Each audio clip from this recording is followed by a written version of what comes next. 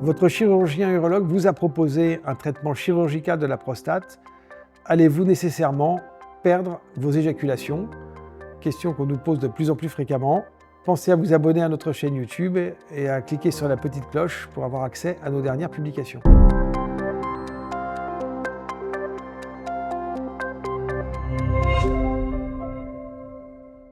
Bonjour, je suis professeur François Habb, urologue au sein du Centre Urologie Paris-Opéra.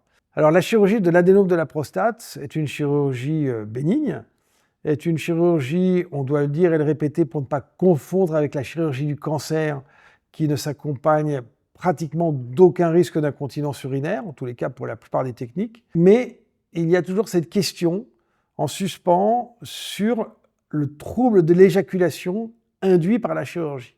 Alors pourquoi cette question? Parce que dans les techniques traditionnelles de grattage de la prostate ou d'ablation de l'adénome de la prostate, il y a effectivement une modification de l'éjaculation. C'est-à-dire que lors du rapport sexuel, il y a un orgasme, mais un orgasme sec, car l'éjaculation se fait de manière rétrograde, c'est-à-dire que le liquide séminal, au lieu de sortir par la verge, va repartir à contre-courant dans la vessie et être éliminé au cours de la miction qui suivra le rapport sexuel. Alors, est-ce que c'est grave? Non. Est-ce que c'est dangereux? Non. Mais ça modifie la sexualité et puis bien sûr la fertilité. Mais on s'est souvent, j'allais dire, un peu trop arrêté sur cette simple question de fertilité. Et en fin de compte, en faisant les enquêtes, on se rend compte que beaucoup d'hommes sont assez attachés dans leur sexualité à l'éjaculation. Donc cette question de la préservation de l'éjaculation est devenue de plus en plus importante lorsqu'on décide de mettre en œuvre un traitement. Et c'est finalement ce qui a fait ou participé à l'émergence des techniques les plus récentes pour traiter l'adénome de la prostate en respectant l'éjaculation. Et il y a en fin de compte 4 solutions chirurgicales qui normalement permettent de traiter l'adénome de la prostate tout en préservant l'éjaculation. Sur le plan chirurgical, je mettrai en premier parce que c'est la technique, j'allais dire, une des plus anciennes, et lorsqu'elle est bien faite et lorsqu'on respecte tous les principes anatomiques, ne s'accompagne pratiquement jamais d'une modification de l'éjaculation. C'est ce que l'on appelle l'incision cervico-prostatique. C'est une technique où il s'agit uniquement de donner un petit coup de bistouri ou de laser pour élargir l'ouverture entre la vessie et la prostate. Bien, cette technique, lorsqu'on respecte des principes anatomiques, n'entraîne pratiquement jamais de trouble de l'éjaculation et elle a un caractère très souvent définitif. C'est une technique simple à mettre en œuvre, mais à condition, encore une fois, de bien en connaître les principes anatomiques. Techniques plus récentes, il y en a 2 qui sont proposées dans ce contexte, elles aussi adaptées aux petites prostates.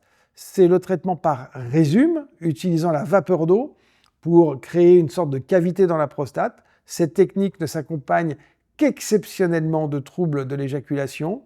Alors c'est une technique dite peu invasive, même s'il est nécessaire de conserver une sonde urinaire pendant quelques jours après l'intervention et souvent prévenir les patients que le premier mois après l'opération s'accompagne d'un inconfort assez significatif avec des envies pressantes, des brûlures urinaires et les patients doivent vraiment être informés de cette phase un peu désagréable.